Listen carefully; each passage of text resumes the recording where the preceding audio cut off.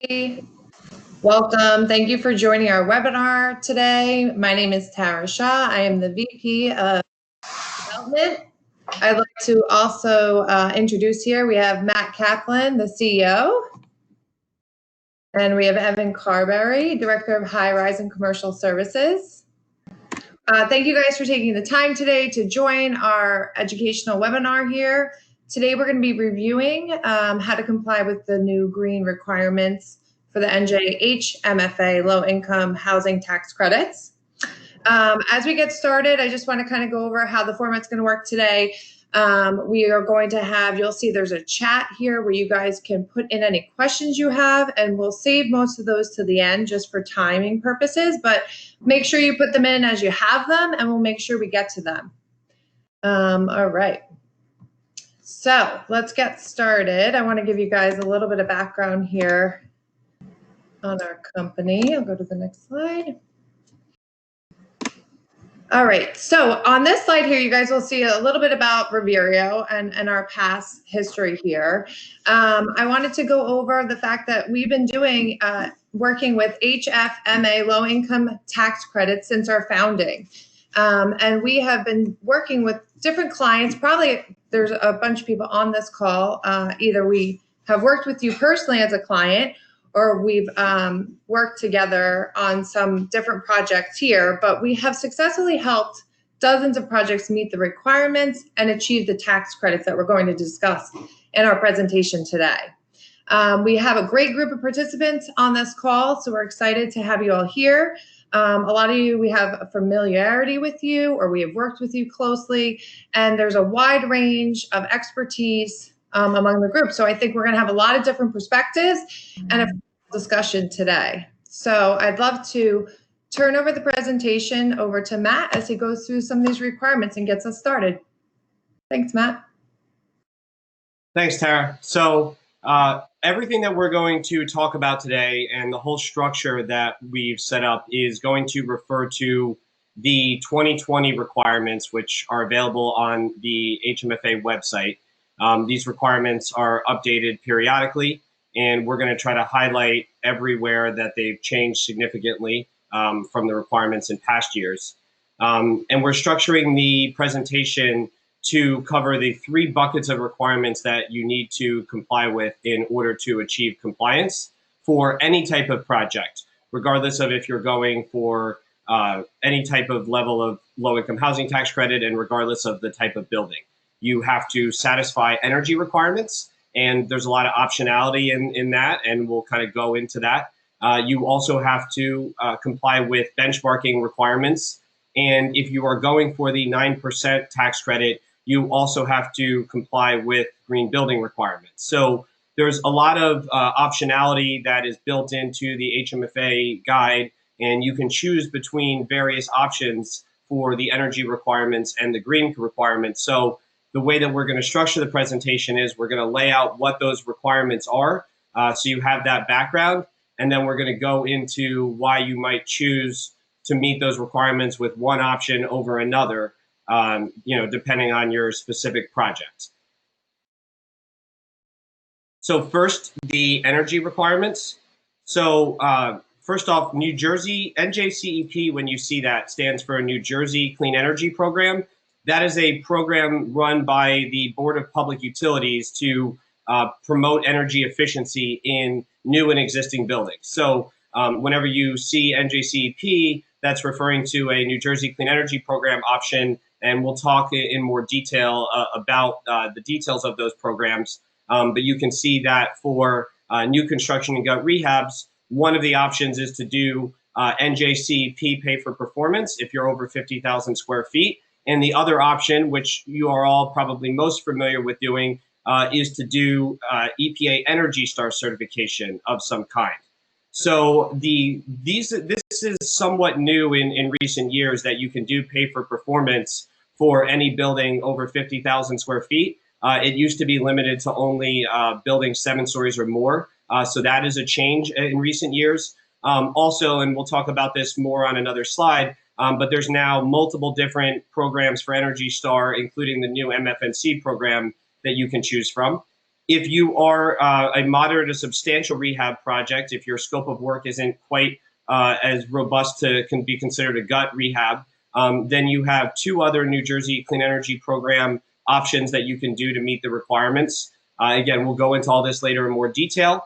One is the Home Performance with Energy Star program, and the other is the Pay for Performance for existing buildings if you have enough energy demand. And if not, you can also do a ASHRAE Level 2 energy audit and target 15% savings. In addition to the energy requirements, the next part of the formula that you need to do to comply is to comply with benchmarking requirements. So I want to make sure everyone's paying attention to this. This is one of the most significant changes to the requirements in recent years. Previously, benchmarking used to be an option that you could get for additional points to make your 9% tax credit application more competitive. Now it is no longer that. It is now a requirement for all types of projects, even if you're only seeking a 4%. So that's a really big change. We're not going to talk about this much as we go throughout the presentation because there isn't really any optionality involved in this. There's no decisions to be made. You just have to ensure that you are complying. And in order to comply, you are essentially setting up an account in Energy Star Portfolio Manager, which is an online program where energy bills are inputted, and you are responsible for doing that for a certain period of time and sharing that information with HMFA. So this is now a requirement for all projects and is the second step in the compliance formula.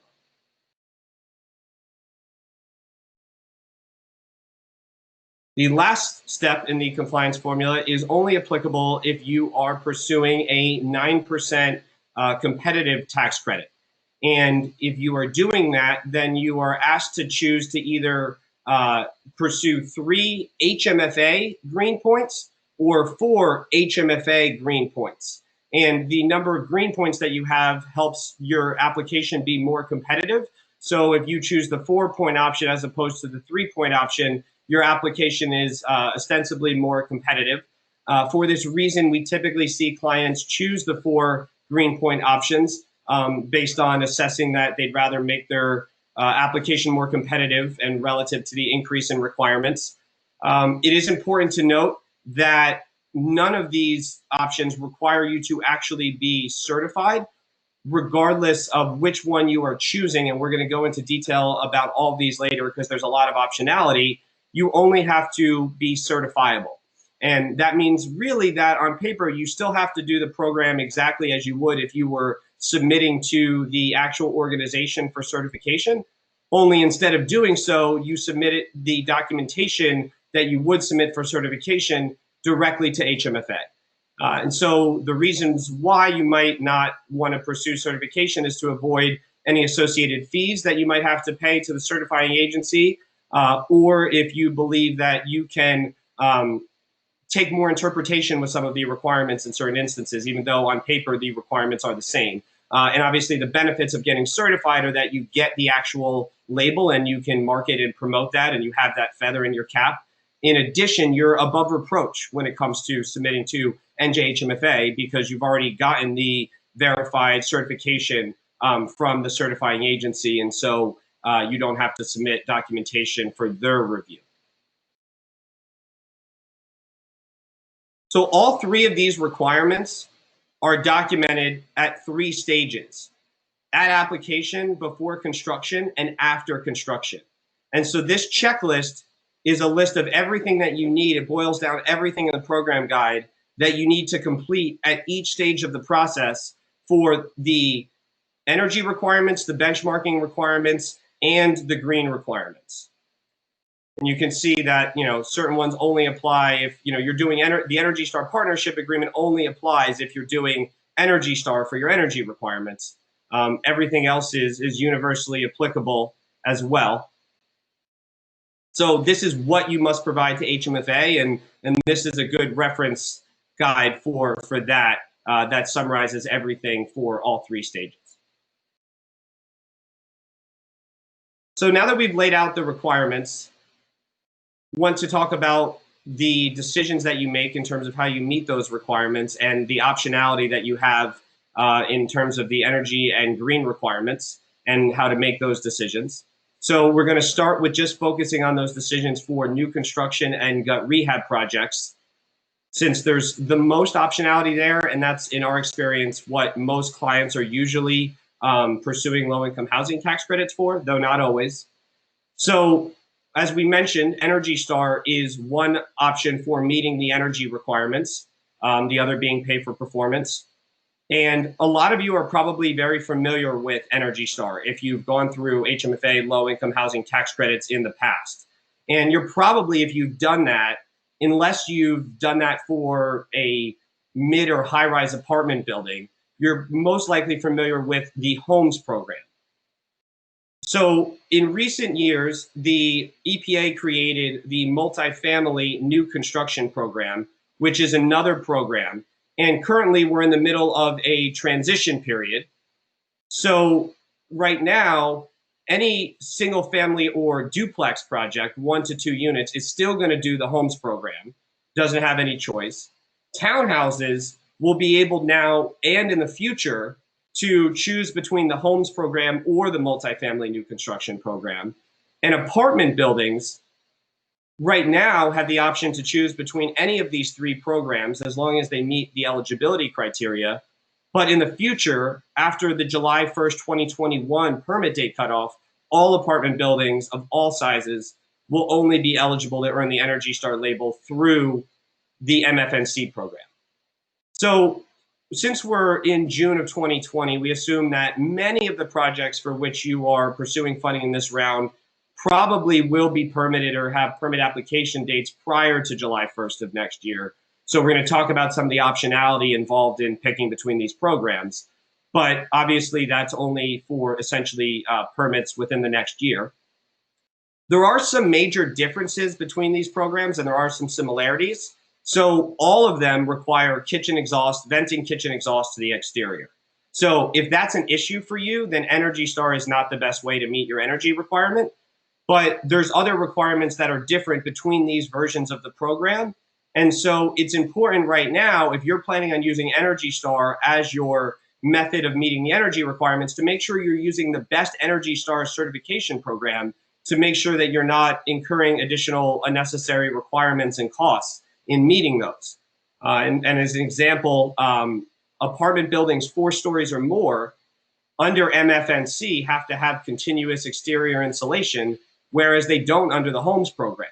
So even though the MFNC program is generally designed to be more applicable, as its name would indicate, to apartment buildings, if you have a 4-story apartment building and you could still certify under the homes program right now, you most likely will want to avoid having to do continuous exterior insulation if you want to use Energy Star as your pathway. So at the end of the day, there's a lot of optionality, and you should be working through these decisions right now, as you're, making the decisions about how you're going to comply.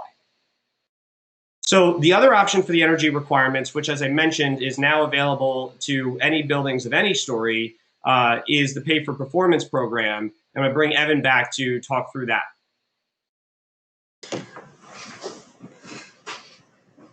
Cool, thanks, Matt. So the Pay for Performance program, which we mentioned up top, is part of the NJHMFA rebate program. And it's available for any multifamily building that's 50,000 square feet or greater. So there's 2 things to note there. First is that obviously it's applicable to the larger scale multifamily projects. And then also, which Matt mentioned previously, that there used to be a 7-story height limit where you needed to reach 7 stories in order to participate in the program. And now that limit no longer exists. So as long as you're meeting this 50,000 square foot threshold, you can participate in the program. I'll get into a comparison between Energy Star and Pay for Performance in a few slides, but as a quick overview, the P4P program is requiring a 15% energy savings threshold versus the energy code. And I think what is most important to note is that there's less prescriptive requirements when compared to Energy Star. So this is, in a lot of ways, more of an energy efficiency program in that we're just looking at energy savings requirements without these prescriptive requirements. The other thing to note is that the program requires a full commissioning scope. So there's a lot that can be said about commissioning. Some project teams and some owners may be extremely familiar with doing commissioning on their projects, while others may not be as familiar. So that's an important consideration to think about early in the project, because it will add an additional cost. But that being said, there are a bunch of benefits to doing commissioning work that we can get into in the Q&A session if anybody is interested. But there's also additional rebates available for pay for performance, which will offset that commissioning cost. So with that, I'll pass it back to Matt to talk through those differences in the rebate amounts. Thanks, Evan. So either one of these options you choose for HMFA requirements, there are rebates from the New Jersey Clean Energy Program that you can use to offset the cost of compliance. In the case of Energy Star, the Energy Star certification is an EPA certification. That label you see on all types of products, not just buildings. When it comes to buildings, the EPA accredits third-party companies like ReVireo to certify buildings meeting that certification. That certification is the basis of your HMFA compliance, not going through the New Jersey Clean Energy Program's rebates. But if you're doing Energy Star for HMFA compliance, obviously you would want to also get rebates for Energy Star from the New Jersey Clean Energy Program. So the New Jersey Clean Energy Program has a residential new construction program that gives you rebates if you earn Energy Star through any of the Energy Star programs we've discussed. So if you use Energy Star to meet HMFA requirements, you will also then qualify for these rebates. And these rebates, as you can see, vary depending on if you're a single family house or if you're a townhouse or apartment. There is a fixed amount, and then there is a multiplier rebate in addition. That's a measurement of energy, MMBTUs. And so you get $30 per measurement of energy that you save compared to the energy code baseline. And often that will end up being as much, if not more, than the fixed rebate amount. So it's significant. And when you do the energy modeling, you can project out exactly what your rebates will be for specific units. In addition, if under this program, if you're doing Energy Star, if your project is located in an urban enterprise zone, and or if your project is identified by a government agency as participating in an affordable housing program, which I think is referring to the specific units, then you also get an additional $500 per unit rebate for townhouses and single family, not for apartment buildings. The pay for performance rebate that is, as you see below, so pay for performance is just a New Jersey Clean Energy Program. So there's no certification, it's just you're doing the standard to go through the rebate program. That rebate is on a square footage basis, and it's paid at 4 different stages during the process, unlike the Energy Star rebates, which are paid all at the end of construction. And they vary, again, just like Energy Star does, based on the level of savings that you're achieving versus code. And you can see the total possible rebate that you can achieve on the right-hand side relative to the energy savings that you achieve. So the only thing to keep in mind about these rebates is that if there is any building, apartment building, 5 stories or more, there is a prevailing wage law that seemingly applies to receiving these rebates. And so Evan's going to just send out a link in the chat now, and you can kind of look at that later on. But essentially, there's a law that states, going back to 2010, that any project receiving rebates is subject to the Prevailing Wage Act, except for single-family houses, townhouses, and apartment buildings 4 stories or less. So if you are not one of those 3 things, if you're an apartment building 5 stories or more, then you might be subject to those requirements. We are not experts in those requirements. The New Jersey Clean Energy Program is not experts in those requirements. They do not enforce those requirements. So included in the PDF that we sent is also a contact for the Department of Labor, who's available to answer any questions that you have. So just bear in mind, if you're looking to collect these rebates, that requirement does exist. So I'm going to hand it back off to Evan to kind of do a really comprehensive comparison of these two options for meeting the energy requirements, and what things you should take into account when making this decision. Yeah, so we've sort of gone over on a high level the maybe main benefits of each program, but there is a lot of nuance when you're comparing these two things. So I think this first bullet point, so it tells you that each side of the equation, you're looking at typically 15% energy savings versus energy code, but there is a lot of nuance in just that metric alone. So the first thing to mention is that the way that those energy savings are being measured varies between Energy Star and pay for performance. So without going too far into the weeds, Energy Star looks at the energy cost savings, whereas pay for performance looks at either cost or source savings, whichever one works better for your project. So that distinction alone can be very impactful when you're thinking about which program might be better suited for your project. And this is something that we would look at based on the types of HVAC equipment that you have in your project, the types of plumbing equipment, in order to determine which program would be better suited in terms of cost per source savings. And then moving beyond that, the programs have different energy modeling protocols, and in some instances would use different energy modeling software. So those two variables create a little more nuance in that from experience, we know that certain HVAC systems may model or perform better in the pay for performance program than they do in Energy Star or vice versa. So it's very possible that you have a project that would meet the energy savings threshold in one program and put through the other program would not be meeting the requirement. So it's really important to think about those details early on to avoid potential pain points later in design once you're completing your energy modeling. If you think about this stuff early on, you can really minimize some potential additional cost by selecting the program that's best suited for your project.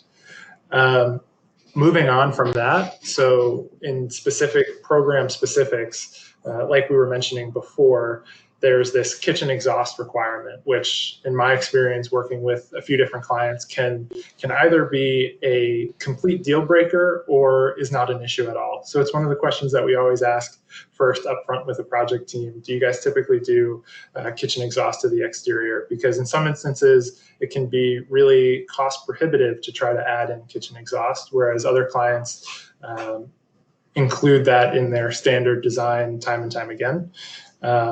If it becomes cost prohibitive, we know, okay, now we're going to look at pay for performance first and see what the other trade-offs would be of going through pay for performance so they can avoid that one requirement. And we do the same process for continuous installation as well. So Matt mentioned before the continuous installation requirement for buildings over 4 stories in the Energy Star program. So it's sort of a niche requirement that affects particular buildings more than others. So if you're in that 4 to 5 story range where you're still using wood framing, it's pretty uncommon to put continuous insulation on the exterior. So that might be a really good reason to go look at the pay for performance program and see if that's a good fit for the team. All that being said, we of course have to make sure that the project is eligible for either one based on the square footage. And there's some additional considerations that we would go through with the team. Like in some instances, they may be interested in having the Energy Star label, and some additional effort might be worth it to that particular project team to be able to claim certification. I think the bottom line here is that there's really no one-size-fits-all approach. It's important to have these conversations and sort of explore the different needs of the project team. We call them the owner's project requirements, to understand what the best fit will be. So with that, I'll pass it back over to Matt so we can get into the other side of things, which is the green building programs. Thanks, Evan. So if you are pursuing a 9% competitive tax credit, you also have to meet green building requirements. If you're not, this does not apply to you. But many of our clients do pursue the 9% tax credit. So there are a lot of options in how you meet the green requirements. So the four options you see on your screen here are the four options that are generally comprehensive green building programs.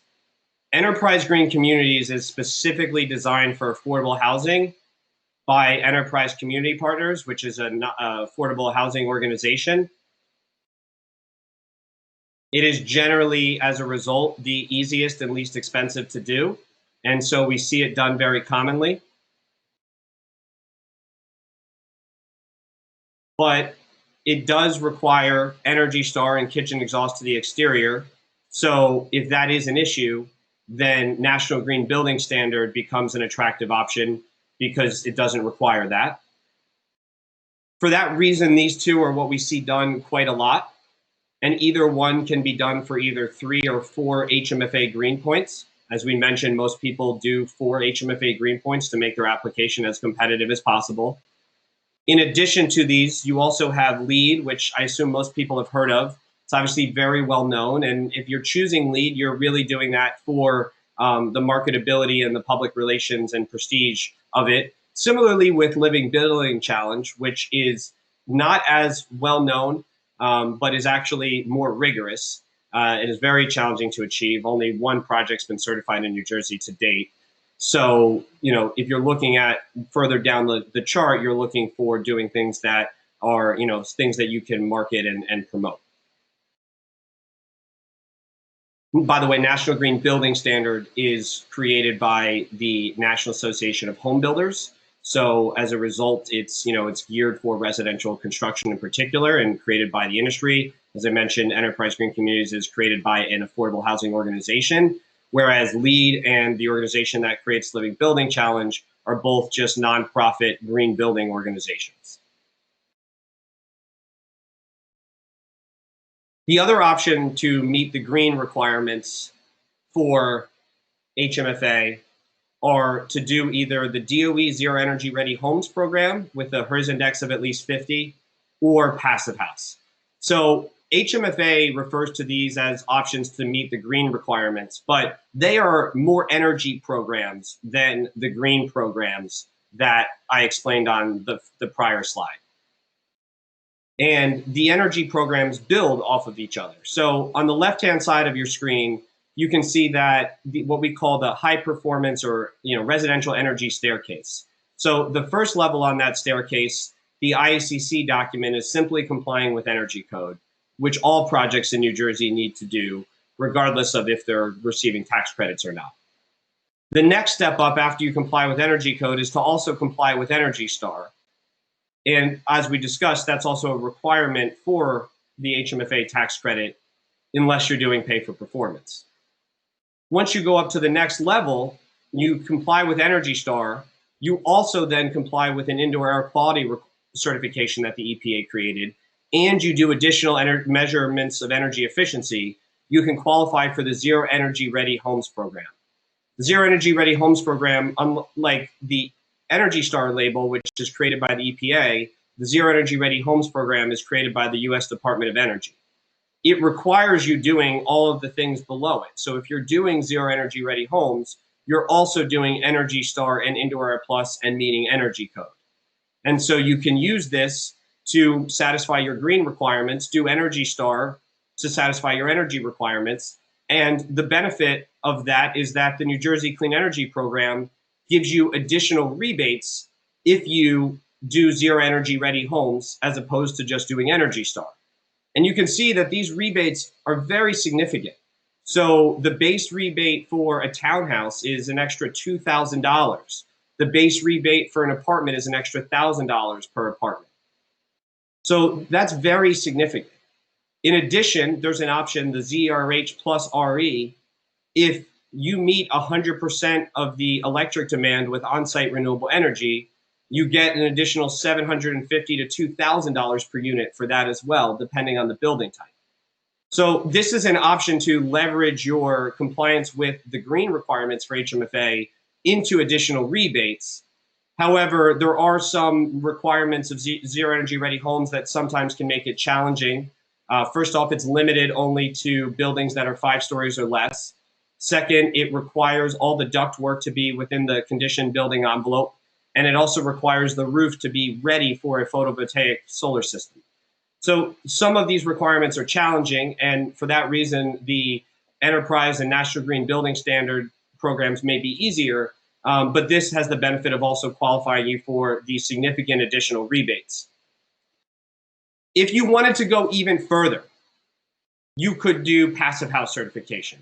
That is the apex, that is the top of energy high performance certifications. And there are two different types of passive house certifications, Passive House Institute US and Passive House Institute. You need not really concern yourself with the differences between them at this point. The only reason you would go up to that level is for marketing and prestige. You don't get any additional rebates, you don't get any additional HMFA green points, and you're probably going to end up doing the programs below it as well for the rebate. So adding Passive House is really only because you want to market and promote that you did Passive House. So everything that I kind of just discussed is summarized here. If you're looking to just meet the requirements as easy and cheaply as possible, you want to do one of the options on the left, most likely. If you're looking to really promote and market that you achieved a really high performance certification for your project, you want to look at one of the options on the right. And the Zero Energy Ready Homes program is probably in the midpoint in terms of cost and difficulty. And it also, if you're using Energy Star as your means of meeting the energy requirements, as opposed to doing pay for performance, you get the additional rebates for Zero Energy Ready Homes as opposed to Energy Star. Do just want to clarify, these rebates are not additive. So you don't get 1,000 for Energy Star for a single family and 4,000 additionally for Zero Energy Ready Homes. It's one or the other. So if you're only at Energy Star, you're at the Energy Star level. If you make it up to Zero Energy Ready Homes, that is your new rebate. And so the increase is the difference between those two cells. So I'm going to let Evan kind of put a fine point on this and talk about how to think about how the green requirements stack up with your energy requirements and how the optionality of one can affect the other. Yeah, thanks, Matt. So there's a lot to consider because we have this upfront choice of energy programs, and then we have the second choice of which green building program we're going to use. And we've talked about some of the considerations of each, but you can't look at it in a vacuum. You need to make sure that your energy and green programs complement each other and work well together. So I think sort of building off of the way that Matt broke down the green building programs, we typically work with clients who fall into one of a few buckets. The first is you're looking for overall the easiest way to comply and you're not too interested in rebates. Then you work with clients who want to find the easiest way to comply but are interested in exploring what it would take to earn some more rebates. And then there are once in a while clients who are interested in going for LEED or something along those lines that sort of exceeds the minimum requirement. So with that in mind, you have to put together these two programs in a way that you are ensuring that you're not creating any additional pain points for yourself. So what we typically see is that the easiest option would be to follow Energy Star and Enterprise Green Communities because they offer enough flexibility. Enterprise Green Communities offers you enough low-cost options of compliance that you're able to reach that certification without too much additional effort beyond your typical scope. But that being said, there are important considerations because Energy Star and Enterprise, like we were mentioning in the past, both require you to have kitchen exhaust. So if that was an issue for you, then you can't pick Energy Star or Enterprise Green Communities. So you need to look at some other options like pay for performance, which we mentioned doesn't have the kitchen exhaust requirement. But then you also need to find a green building program that complements that. And NGBS is the option available to you where you can avoid that kitchen exhaust requirement. So you need to know that those are the two that you can put together in order to avoid that particular requirement. So that's sort of the type of triaging that you need to do in the decision-making process. And in order to do that, you have to have an understanding of each of the green building programs to make sure that they line up directly with your energy efficiency program. When we're getting into the higher level certifications, there's reason, like Matt was just mentioning, to pick Energy Star, because Zero Energy Ready Homes builds upon that. And then beyond that, if you're considering Passive House or LEED, then you're getting into really detailed discussions on the specific requirements, and those are decisions that are almost made outside of the vacuum of LIHTC financing. But again, here, just like when we were talking about the energy efficiency program specifically, there really is no one-size-fits-all approach. And what I want to just continue to drive home is that having the conversation early can really save a lot of headache later on. It's really important that the project team, from ownership through the design team, has a clear understanding of everything that these given choices will imply for the program. So you don't want any surprises during the design process where something pops up and you realize you have to meet a particular requirement that you weren't planning on.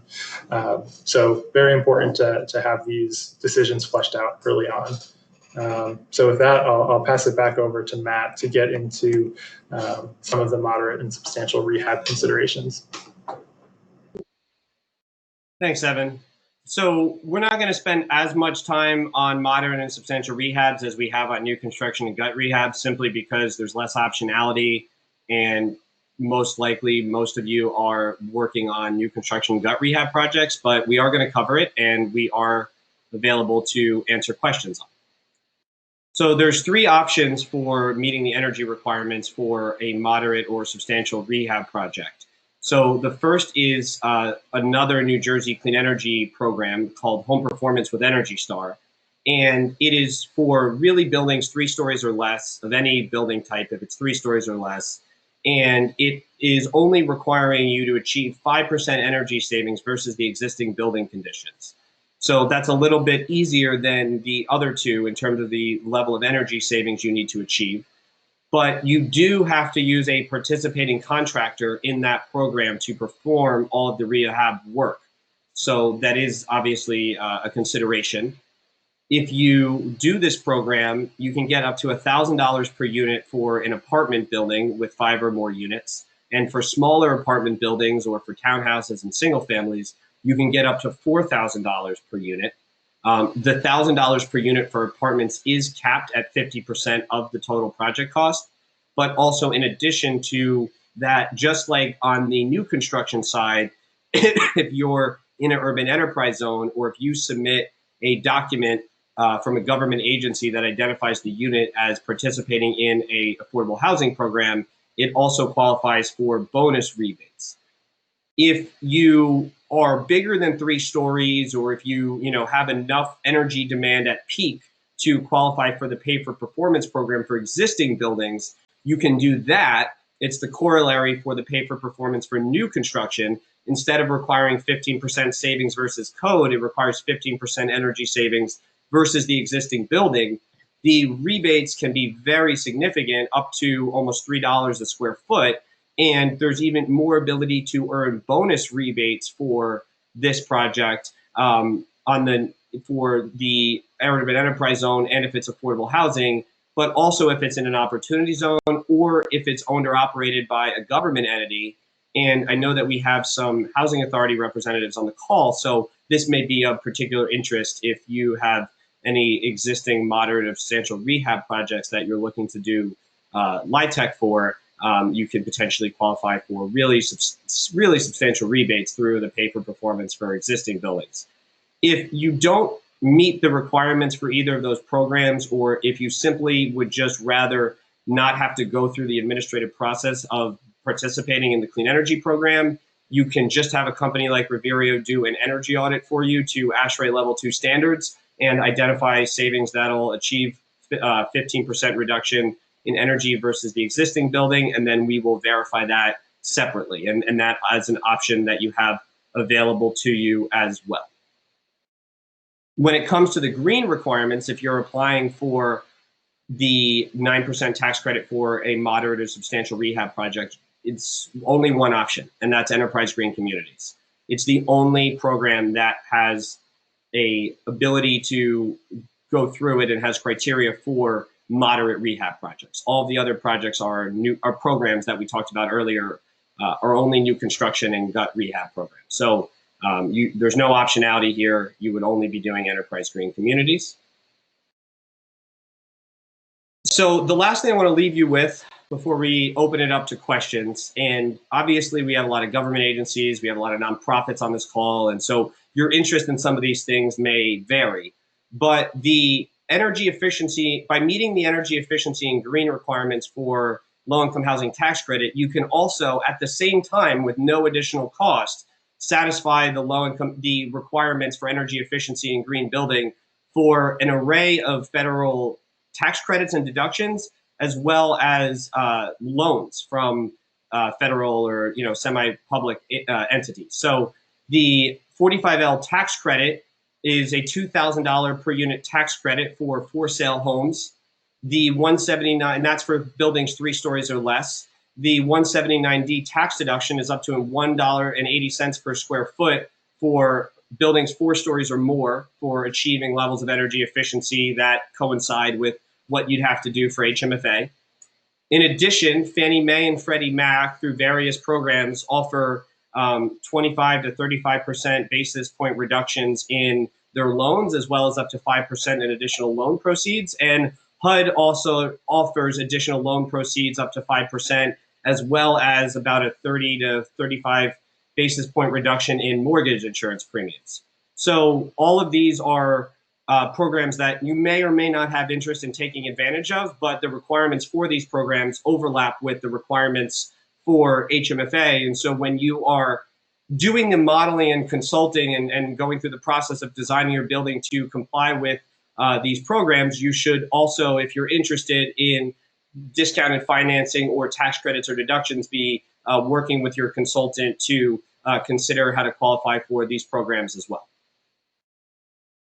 Awesome. Thanks, Matt, and thank you, Evan, for the detailed presentation.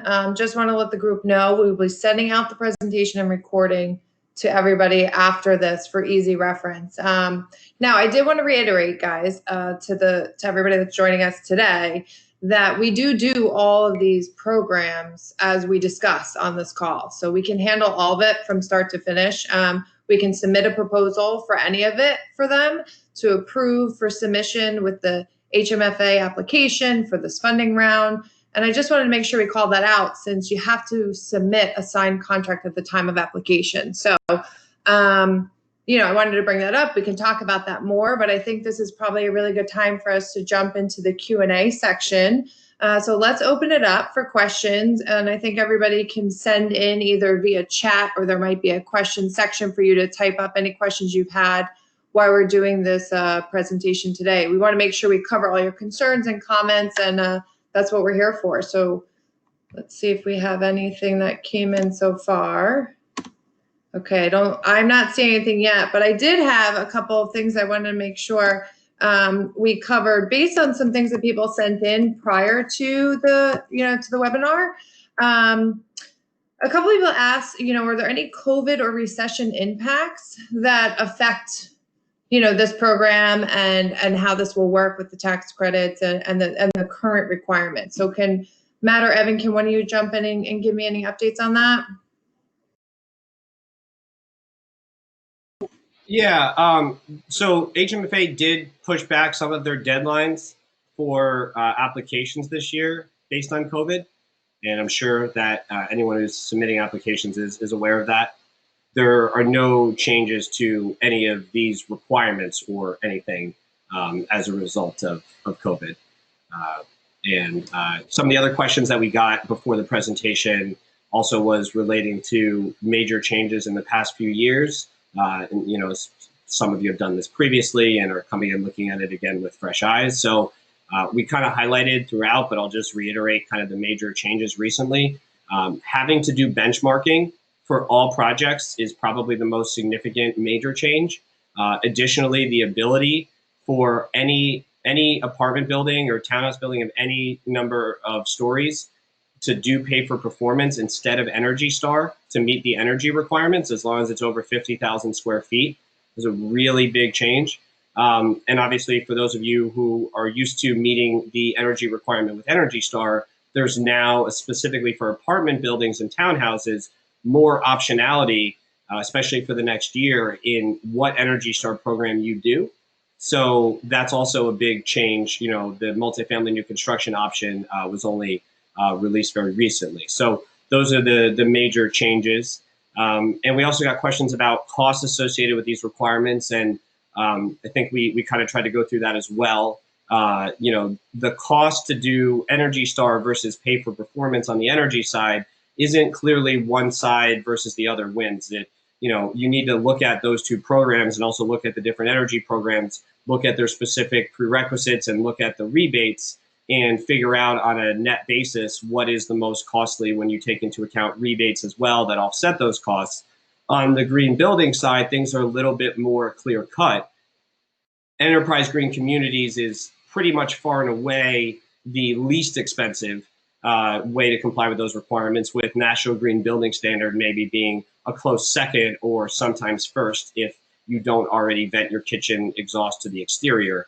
The other programs are all adding additional costs, but in the case of the Zero Energy Ready Homes program, they're qualifying you for significant additional rebates if you're not already doing pay for performance. So that's also something to keep in mind when costing this out as well. And we can talk through any project-specific examples now if anyone wants to kind of unmute themselves and ask questions, or reach out to us separately offline. See one question come in. Yeah, well, I can read it out loud here for you guys. Great. Okay, so can you go over some of the team certification requirements for these programs, like the contractor, architect, etc.?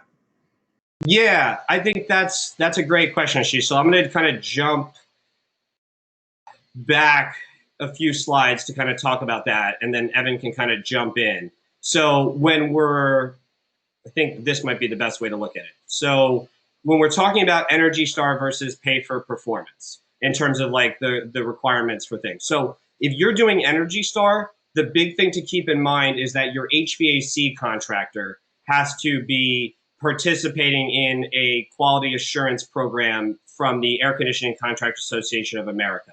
It's very easy and not very expensive for them to sign up for that, but that is a requirement. There's not any other credentials for the architect or the GC. The GC or the development sole purpose entity signs up as an Energy Star partner, and that partnership agreement is one of the things that you submit at the time of application. But that's literally just going online, filling out a form, and watching a few slides and clicking through. So it's not really what I would call an accreditation. The company like ReVireo, obviously, that's doing the certification has credentials, and I don't think that's what you're particularly asking about, but obviously there's certain credentials that are required for the company that's doing the certification. So essentially, the builder entity has to sign up and register, but not really be accredited, and it's really the HVAC contractor that needs to be accredited. And unless you have us do all the HVAC contractor testing that they would otherwise be responsible for doing. And that's a little bit of a wrinkle, but generally a lot falls on the HVAC contractor. Evan, correct me if I'm wrong, but I don't think pay for performance has any credentials for any of the trades or design professionals. Is that right? Yeah, that's correct. The commissioning agent on the project would have to show that they have expertise, but that's very similar to Energy Star, how that sort of falls on the energy consultant typically. Yeah, and as I'm thinking about this in response to Ashish's question, like that's actually really it. There's not any other requirement for even any of the green programs that insist that the architect or any of the trades need to achieve any type of credentials or accreditation. There's obviously, you need the company that's doing it, like ReVireo, to have all the accreditations necessary to do these programs, which we do. But the only credential for any of these programs that's really of note is the HVAC contractor team certification requirement for Energy Star.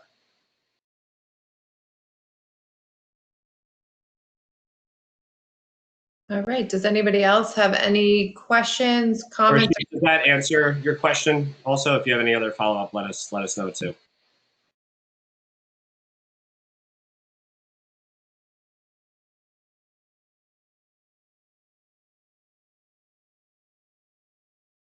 Okay. And guys, do you have any final thoughts or anything that you need to add here? I mean, we'll make sure we get this out to everybody, including the recording.